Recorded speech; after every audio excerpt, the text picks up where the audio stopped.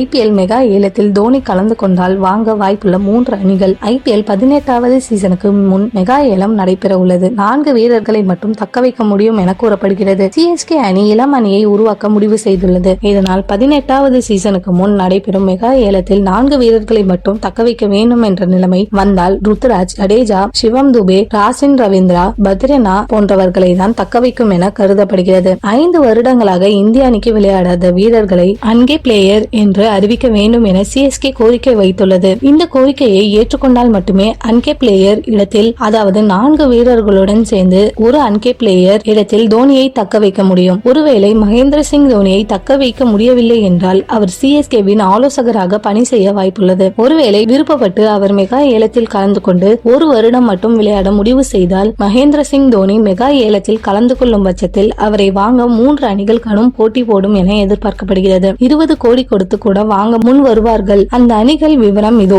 RBC அணி இன்னமும் ஒரு முறை கூட கோப்பை வெல்லவில்லை. அணியின் பேட்டிங் வரிசை சீரற்று வருகிறது. மேலும் பந்து வீச்சிலும் பலமில்லை. தோனியை வாங்கினால் அவரது ஆலோசனைப்படி அணியை சிறப்பாக கட்டமைக்க முடியும். ஹர்திக் பாண்டியா போன பிறகு குஜராத் டைட்டன்ஸ் அணியின் பலம் குறைந்துவிட்டது. இதனால் அணியை பலப்படுத்த வேண்டிய கட்டாயத்தில் இருக்கும் அந்த அணி தோனியை அணிக்குள் கொண்டு வந்து அந்த வேலையை செய்ய வாய்ப்புள்ளது. லக்னோ சூப்பர் ஜெயின்ஸ் அணியிலிருந்து KL ராகுல் விலகுவது கிட்டத்தட்ட உறுதியாகிவிட்டது. ராகுல் விலகினால் கேப்டனிடமும் விக்கெட் கீப்பரிடமும் சேர்ந்து காலியாகிவிடும். இதனால் தோனியை அவர்கள் வாங்க வாய்ப்புள்ளது.